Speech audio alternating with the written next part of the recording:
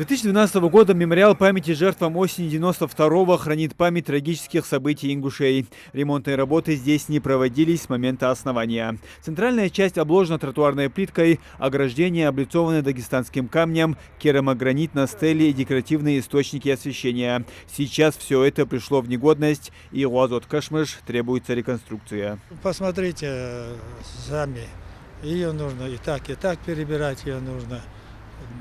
Она там посажена она на мягкую почву, внизу есть немного песок, но она просела местами, посмотрите сами, образовались ямы, есть, она сползла местами, вид у нее уже, честно говоря, не очень такой.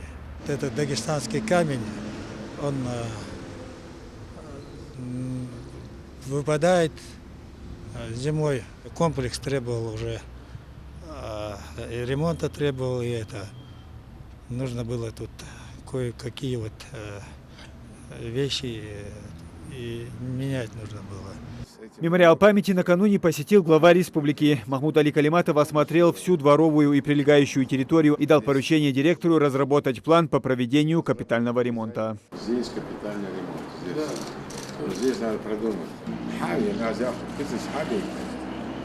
Анализ экспертиза полностью.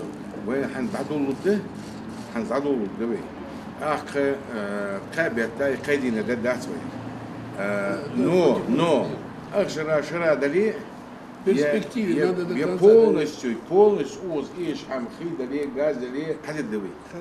свет здесь будет. По указанию главы здесь будут преобразована площадка под куполом, молельная комната и место для омовения, облагорожены тропинки возле захоронений. Кроме того, через дорогу перед памятником планируется организовать парковку, проложить пешеходные переходы, а также провести до 10 ноября озеленение по периметру, посадив около 200 деревьев. Я не ждал такой реакции. Реакция была у него исключительно хорошая. Он все детали, все просмотрел. Видно было, что он понимает, видно было, что он заинтересован.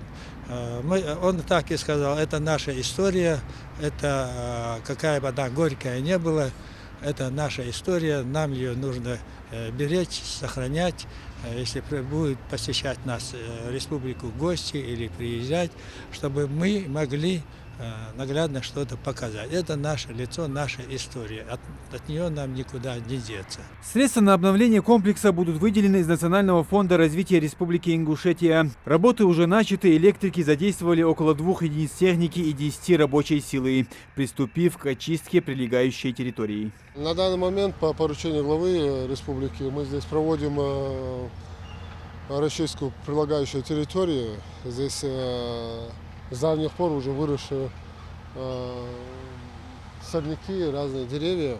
День-два мы планируем закончить данные работы. Мы вчера только начали всю работу. Параллельно здесь будут проводить косметический ремонт. В планах до 30 октября привести мемориал в порядок к 30-й годовщине трагических событий осени 92 года. После уже на территории комплекса начнут масштабную реконструкцию. Демонтаж тротуарной и облицовочной плитки, источников освещения и 2 памятных стел. После 30 октября там будет уже составлена смета, заложенные деньги. И начиная передней части фасада, забора, кровли. Тут очень много работ и очень много изменений предусмотрено.